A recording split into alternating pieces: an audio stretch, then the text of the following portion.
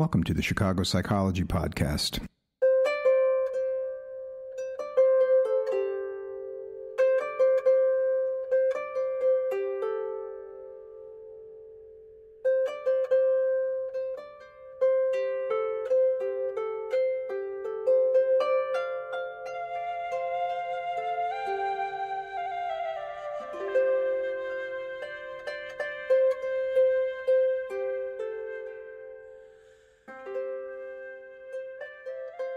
Every Wednesday, after the hypnotist greets me, he walks behind me down the stairs to his office.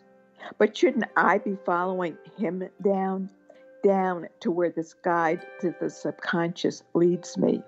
He seeks to help me understand my fear of death. I tell him I suffer from a form of limerence, in my case, obsessive thoughts about death, and wanting death, somehow in return to acknowledge my devotion? Or do I have chronic melancholia? Or maybe my diagnosis is existential pneumonia, a Dadaist flu, a condition from which one never recovers. Or maybe all along I experience Hyreth, a homesickness for a home to which I can never return, a home which maybe never was. Hyreth is nostalgia, yearning, grief for lost places of my past, a never-ending word, a forever and ever feeling, the purity of a home that exists only in imagination. Home. Many different kinds of home exist. I've never felt at home in my own body, my own skin, all my restless searching. Do I particularly fear death because I've never fully figured out, discovered life?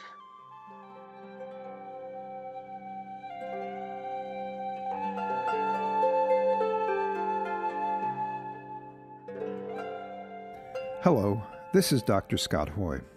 On this episode of the Chicago Psychology Podcast, my guest is author Sue William Silverman. Sue is an award-winning author of 4 memoirs, 2 poetry collections, and a craft book on writing. She teaches writing at the Vermont College of Fine Arts. Sue and I discuss her most recent work, How to Survive Death and Other Inconveniences, available from the University of Nebraska Press.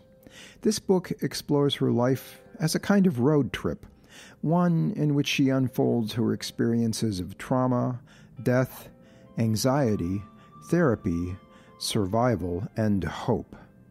It is ultimately a celebration of life.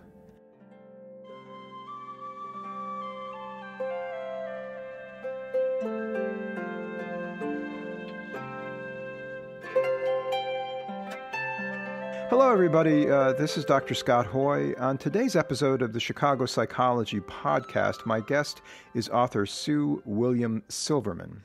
Sue is an award-winning author of 4 memoirs, 2 poetry collections, and a craft book on writing. She teaches writing at the Vermont College of Fine Arts, a low residency program. She is also a professional speaker, and she today graces this episode of the podcast. Thank you for coming and speaking with me today, Sue. Oh, it's my pleasure. Thank you so much for having me on. And of course, we're kind of celebrating and helping you unroll out a new wonderful memoir called How to Survive Death and Other Inconveniences, and that's available from the University of Nebraska Press. I had the pleasure of reading through it, and it's kind of bubbling under the surface of my subconscious, and I have a lot of questions and just want to be able to share with the audience you and the book. Thank you very much. Yes, I would, of course, would love to talk about the book with you. I think that this is the first interview I've had with a clinician, with a therapist, so I'm particularly looking forward to it. Yeah, well, I, as I was telling you before we started recording, I did get the sense that I was talking to someone over a long period of time and getting to know them in the consulting room almost, and the themes and the kind of hide and seek that certain topics might play with us in the consulting room. I felt like that was very visceral and real for me. So it seemed like you were doing a lot of. Not only is the book beautifully crafted and it's a very wordsmith experience, but I do feel it's extremely poignant and very honest in the telling. Oh, thank you so much. That really does mean a lot to me. I've been writing, this is, as you mentioned, my fourth memoir.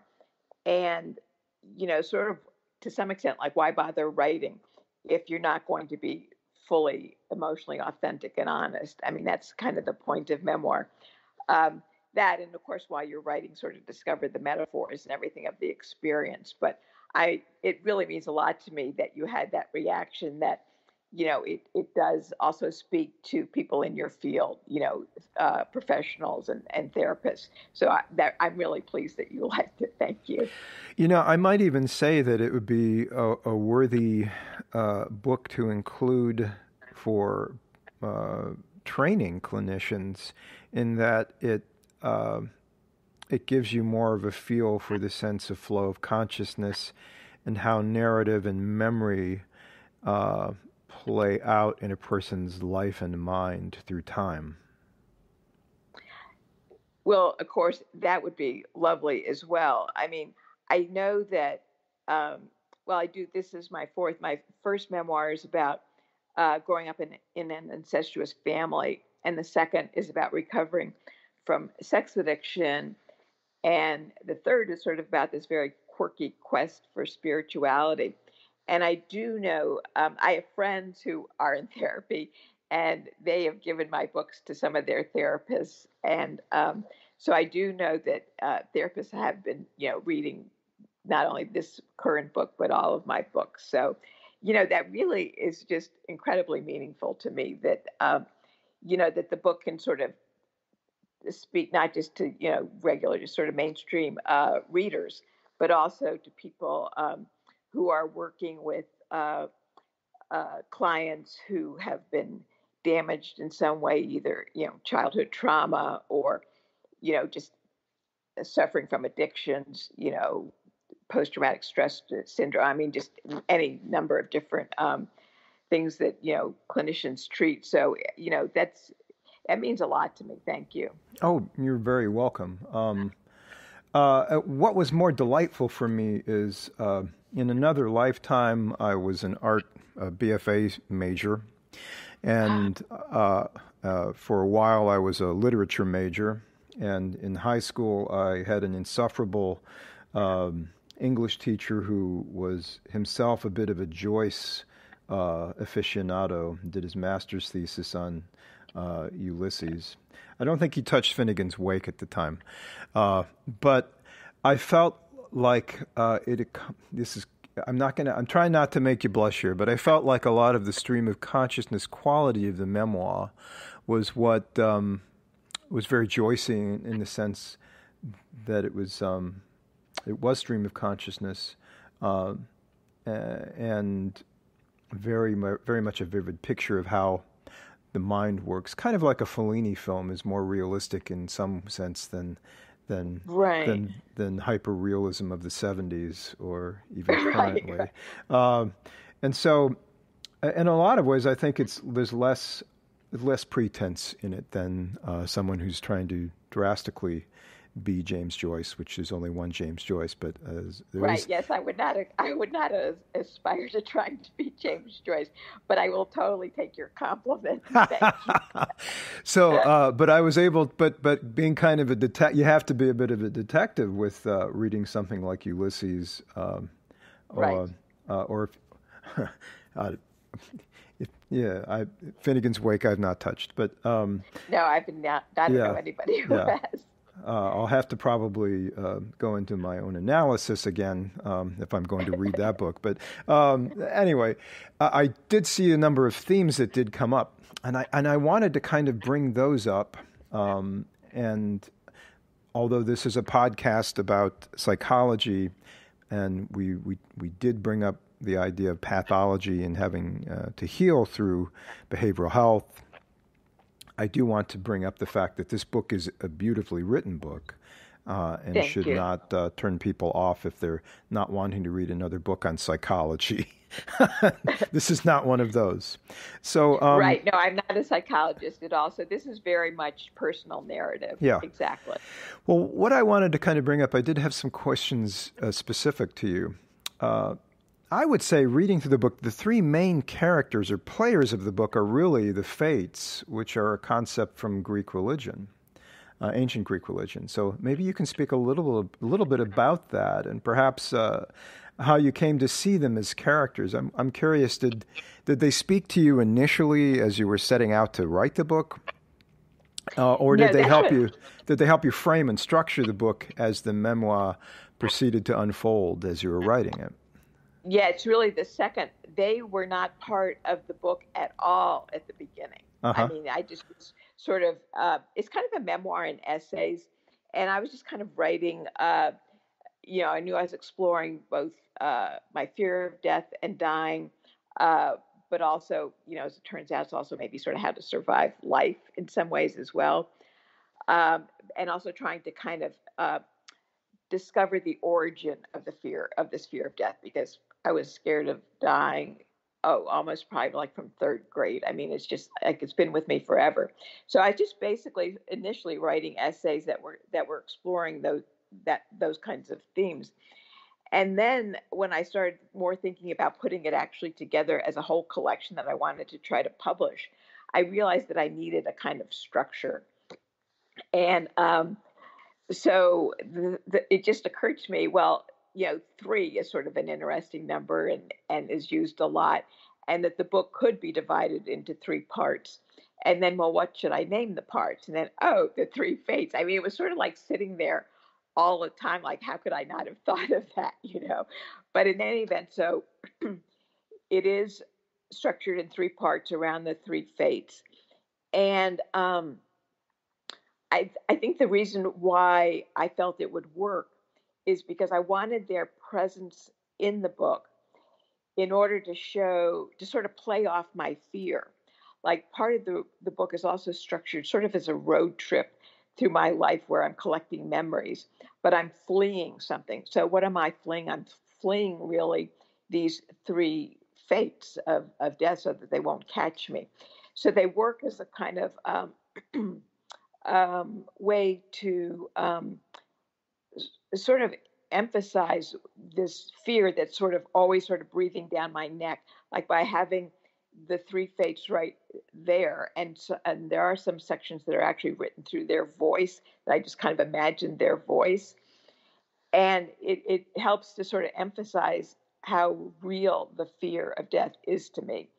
So that's, excuse me, that's really how they came about, is when I realized I needed sort of more of death needed a bigger presence in the book in some ways, just in order to emphasize that. So that's where they came about. It's interesting. The book, you suffer a lot in the book, and I assume in your life you've suffered a lot at the hands of men.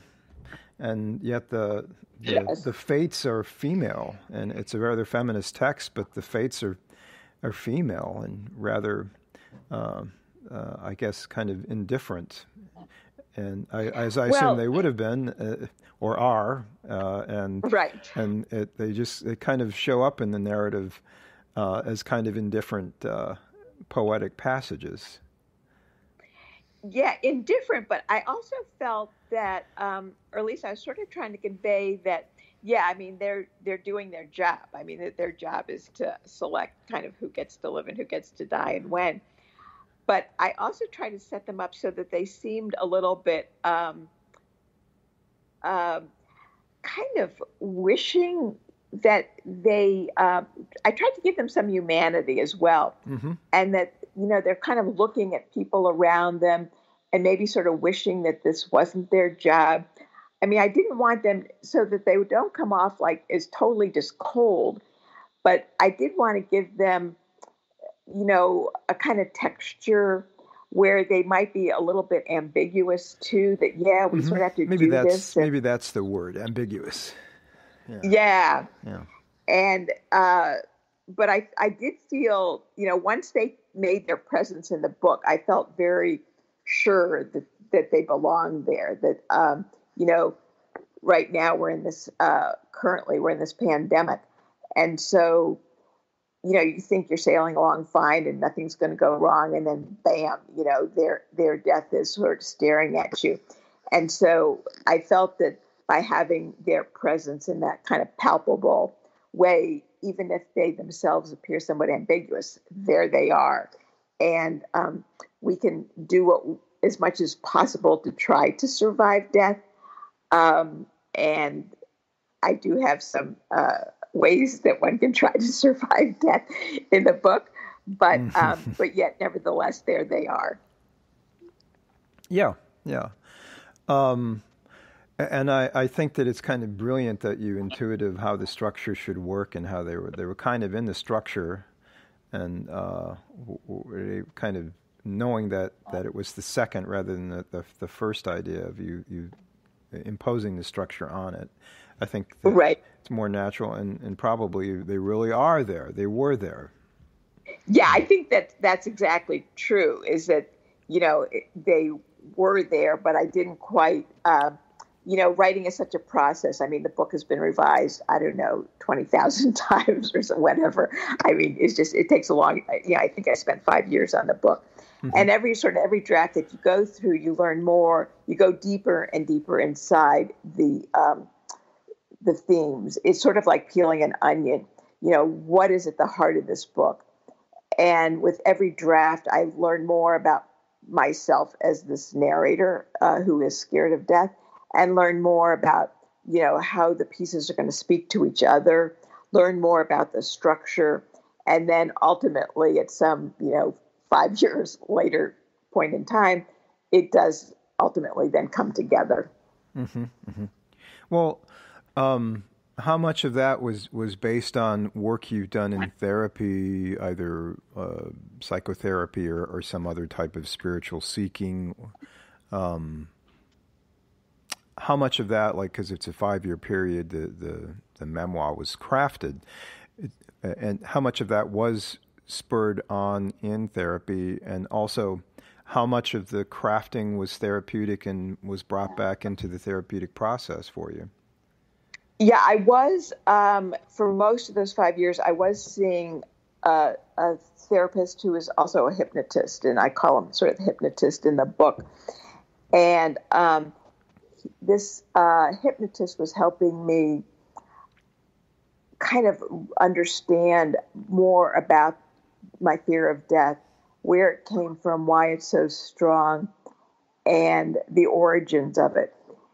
And one thing that this hypnotist helped me realize was that at some time when I was about a junior, senior in high school, I was sexually assaulted by a stranger on the under a boardwalk at the New Jersey shore, and because of that, I became pregnant but had a miscarriage.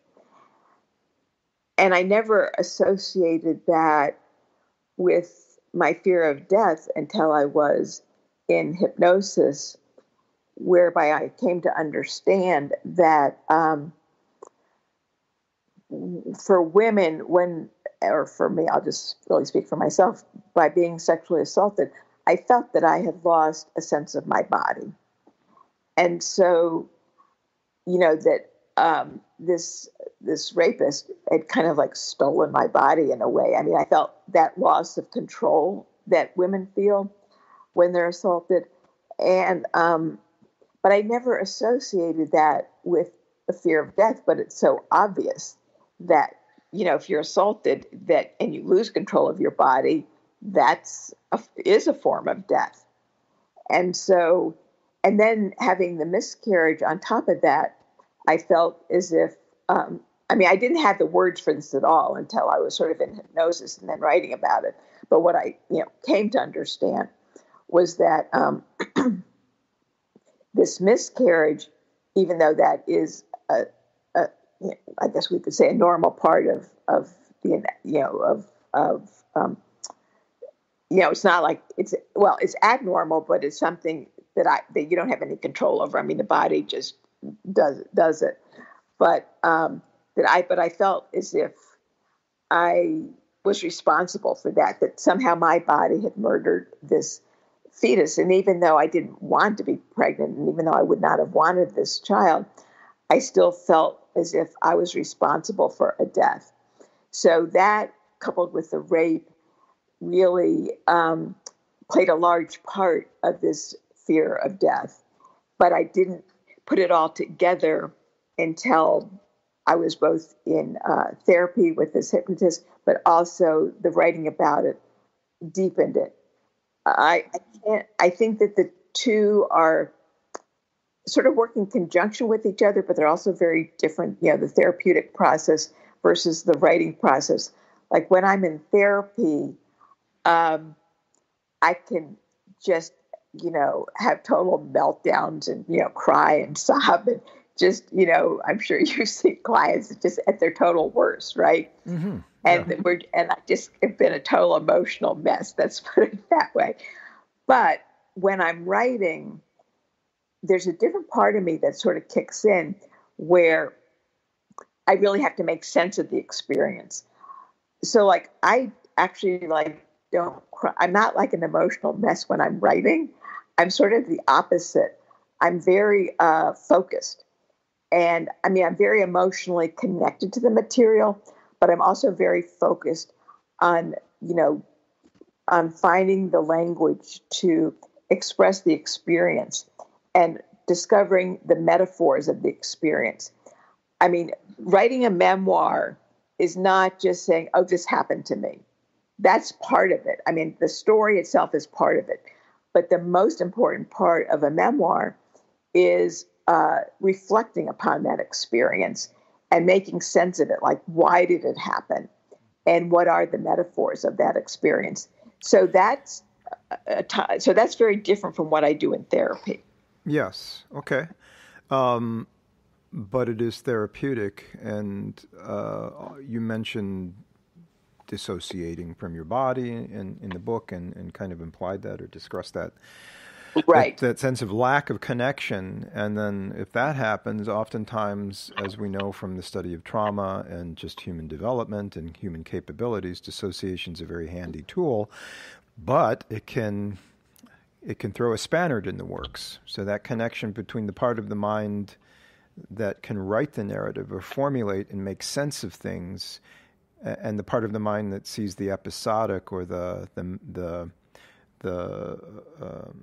linear time of the narrative and all of the sensory aspects of it, they get disconnected, so to speak, and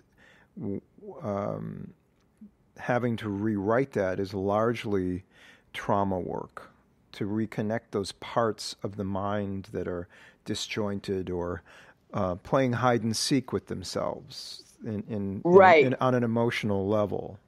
And I think that the narrative that you've written, it unfolds organically, and so that hide and seek really is absorbing for the reader, and they understand the experience of it along with the reflection on it.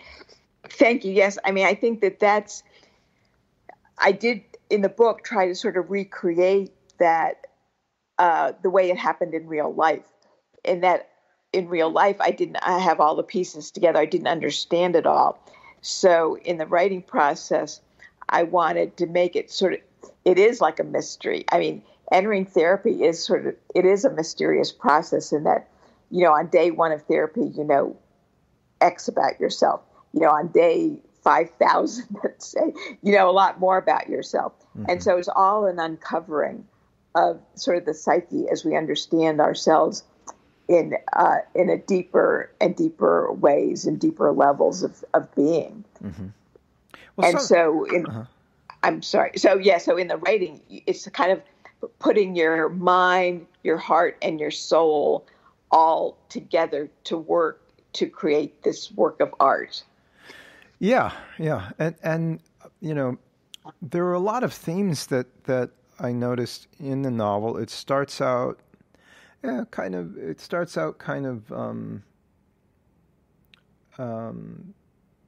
idyllic, with the keyboard, switching from keyboard of a piano to keyboard of a typewriter.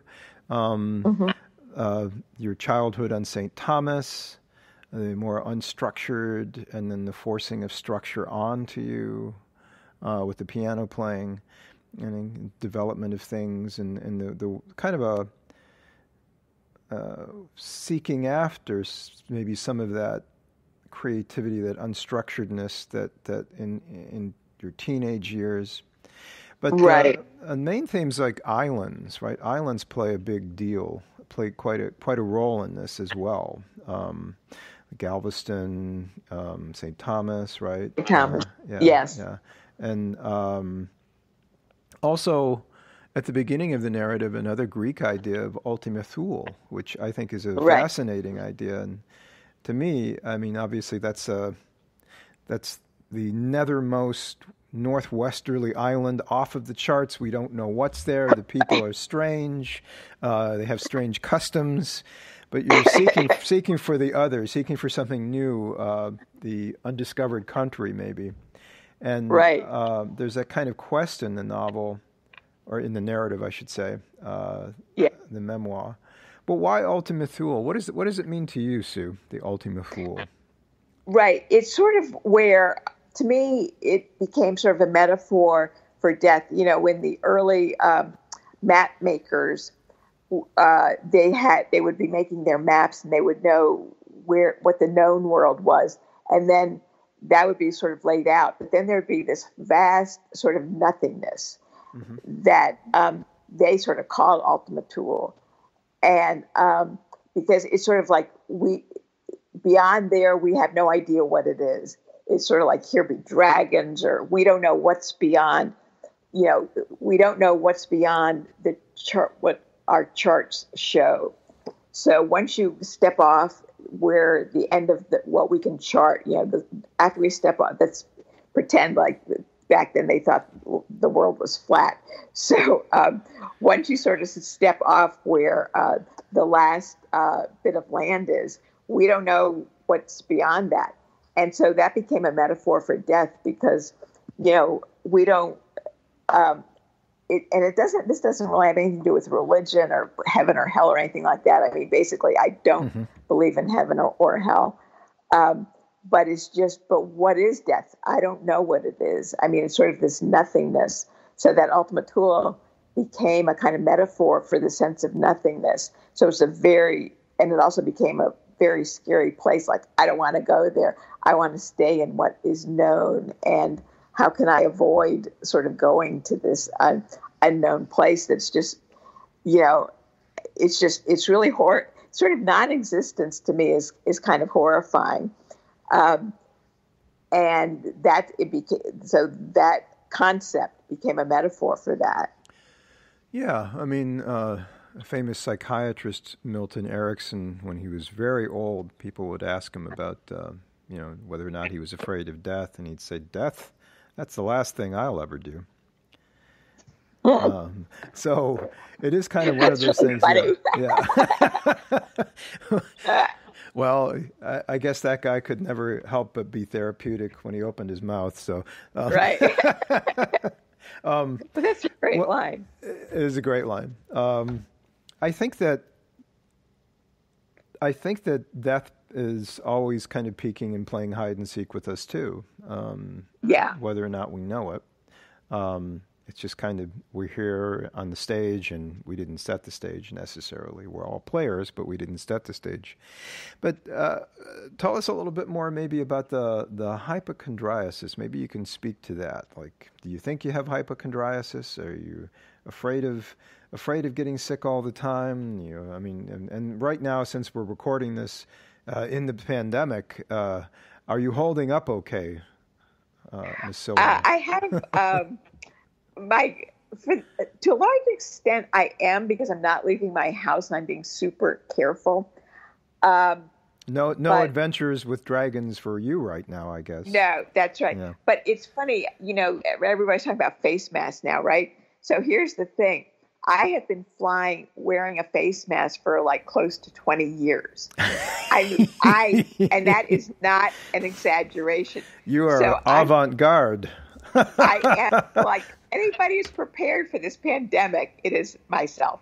Okay. I have there's this oil called thieves oil, which this is sort of legend.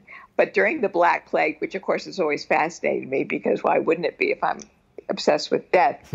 But there were these thieves who would steal jewelry off dead people dying of the plague, and they never got the plague, and then they were caught. And they said, well, why didn't you die from it? And they came from this long family of perfumers, and they had this oil that they said protected them. So I had this thing called thieves oil, which I'm sure really doesn't do anything, but it gives me the illusion of safety. So I, spray it around and use thieves oil. So I have all these unguents and face masks and things. So I have been prepared for this pandemic for like forever. Are you familiar? I would say that they don't necessarily not work. They do something for you. And right. I was going to ask, are you familiar with, there's a Harvard placebo research group? Oh, no, I'm not. Yeah, open label. If I'll send you a link, and I'll attach it to the show for good measure. Basically, they do open placebo research. So they talk with the patient about, what would they like on their placebo? What's it do? Are there any side effects? Because, and what color will this be? What's the most, healing? Or if you have a writer's block, you could get your writer's block. Maybe they're orange or red or pink. There you go. And you talk to the person, and they send this placebo. They talk to you about placebo, how it works. They send it down to the pharmacy. You pick up your placebos. It says how much to take, the likelihood when it's going to start to take effect, any side effects. Yeah, like I'm totally into that. And they actually, on a certain percentage of us, we can take those pills, and guess what? They work. So yeah, no, I think that during the winters, and I go do these writer residencies, and a lot of people are just dropping like flies and getting sick all the time. And here I am with all my thieves oil and these other things that I take, and I actually don't get sick. This last winter, a lot of people were getting sick, and I didn't get sick at all. And I had flown with my face mask, and this, of course, is before the pandemic.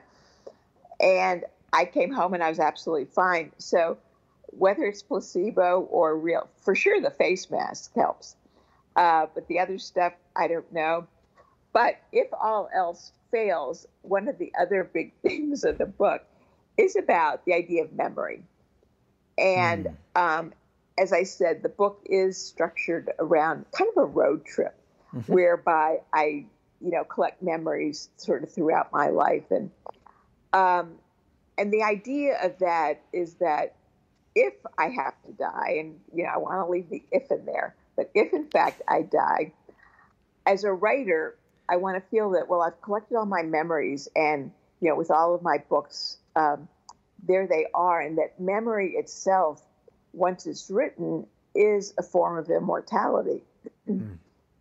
And so I like to think that that if my physical body doesn't quite make it, that by having my memories collected and written, that, as I say, is a form of immortality.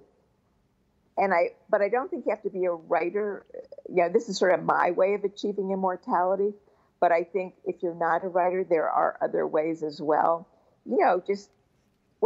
Like the kind of work that you do. You really are helping save people's emotional lives and physical lives in many ways as well. And so sort of like by doing good works, and like you are leaving a legacy. One of the essays in this collection is about, I had this absolutely beloved therapist who helped me through all of the sex addiction and my eating disorder. And Sadly, he passed away. He died, but quite a few years ago. But he does still live on within me.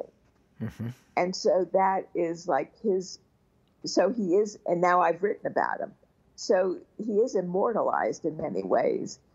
And so there are ways that one can survive death and other inconveniences by the kind of life that you live, I think. Mm-hmm. So this is a section from my memoir, How to Survive Death and Other Inconveniences. And this is where I talk about being a hypochondriac who is obsessed with death.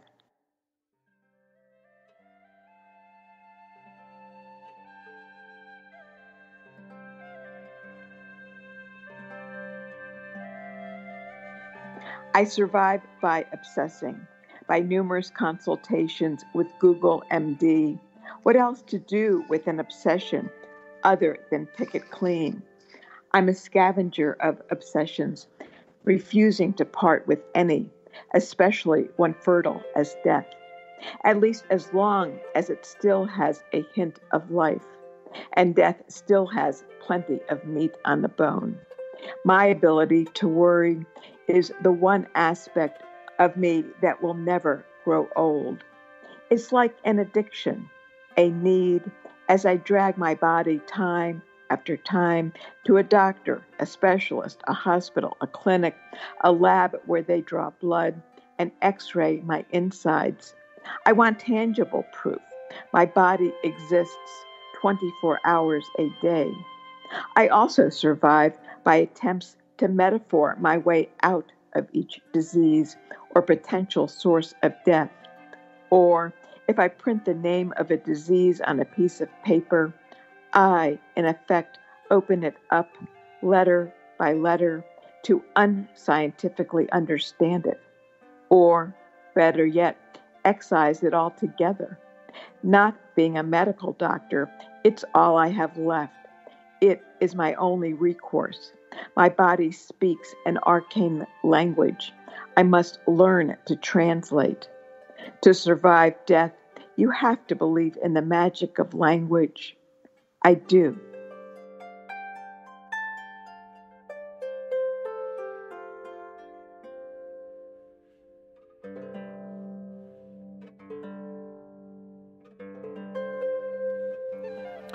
Well, on that note, I think we will sign off from this interview, knowing full well that we shall both be immortalized on the internet and elsewhere, and you in your wonderful narrative. For those of you, again, out there in the audience, the book is How to Survive Death and Other Inconveniences by Sue William Silverman, and it is available at the University of Nebraska Press and other fine places to pick up books, probably online these days because we're in the middle of a pandemic. But right. I highly recommend it for clinical folks and non-clinical folks. It's really a gem of a book. Thank you so much. You're welcome. Thanks so much for your time.